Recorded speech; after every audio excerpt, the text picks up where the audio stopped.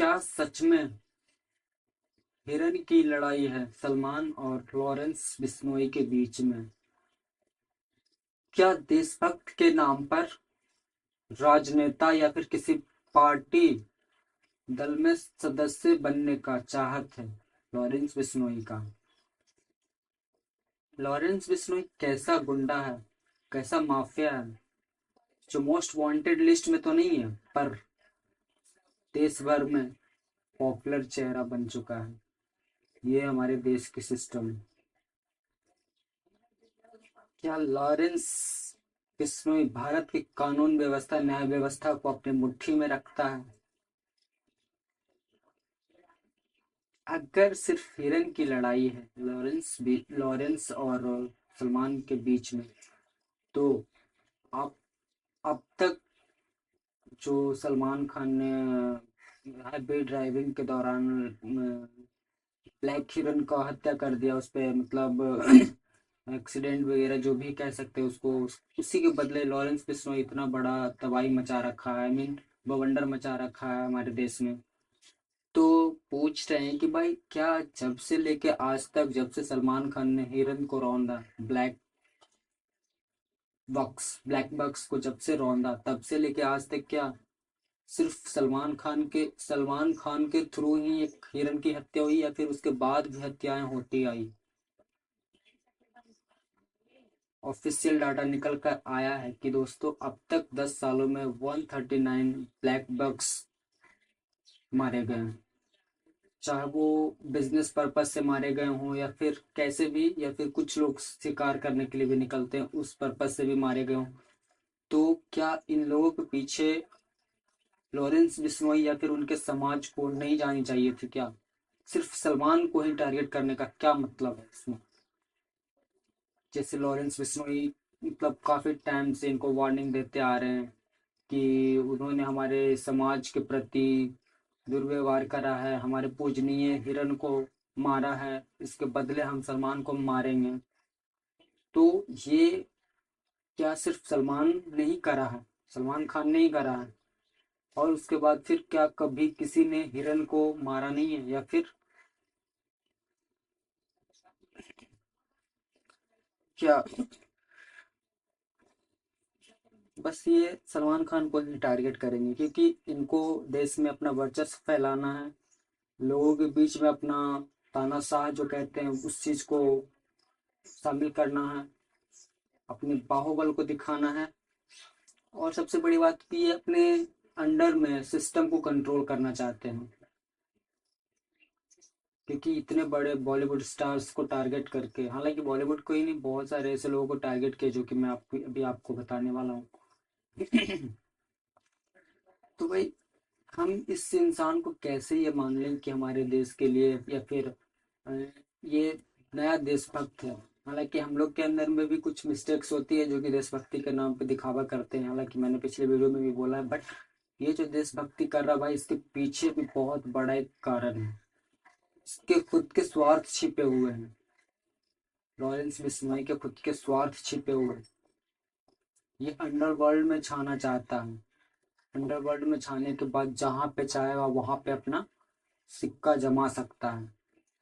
इस वजह से ये हमेशा बड़े लोगों को टारगेट करता है, सिर्फ सलमान खान को ही नहीं, बहुत सारे ऐसे सेलिब्रिटीज को टारगेट किया ये।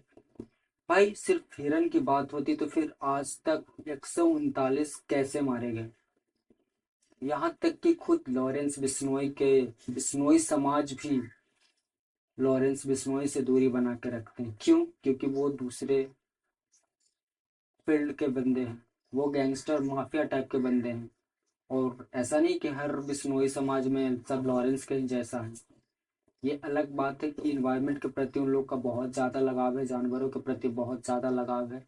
इस वजह से बिश्नोई थोड़ा फेमस भी, उनका बहुत अच्छा इतिहास भी रहा कि वो इन्वायरमेंट के प्रति बहुत मतलब लगाव रखते हैं, इन्वायरमेंट के प्रति जान तक देने को तैयार रहते हैं, पेड़ पौधे जानवरों के प्रति। लेकिन ये वही चीज को मतलब एक दूसरे वे में ले जा रहा है लॉरेंस बिश्नोई। कुछ अपना व्यक्तिगत पर्सनल दुश्मनी भी निभा रहा सलमान से, और कुछ अपने समाज के आड़ में आके अपना मनमानी हरकतें कर रहा है और हम लोग इससे सपोर्ट भी कर रहे हैं देशभक्ति के नाम पे, देशभक्त के नाम पे। सलमान सलमान खान को ही नहीं, बहुत सारे ऐसे सेलिब्रिटीज को ये टारगेट किया है। अब या तो फिर इससे कह सकते हैं कि पैसों की फिरौती का मांग करना, उन पे दबदबा बनाए रहना। जैसे कि मैं आपको बताता हूँ किन किन लोगों को इसने टारगेट किया। जैसे कि सिद्धू मूसेवाले का भाई, बेरहमी से इसके शूटर्स ने मार डाले, जहाँ कहते हैं वहीं पे मार डाले, जबकि हाई प्रोफाइल सिक्योरिटी वाले बंदे थे। फिर बाबा सिद्दीकी का हाल फिलहाल में, जिसके बाद ये अभी सुर्खियों में छाया हुआ है। सुखदेव सिंह, गिप्पी गेरेवाल जो कि पंजाबी सिंगर थे,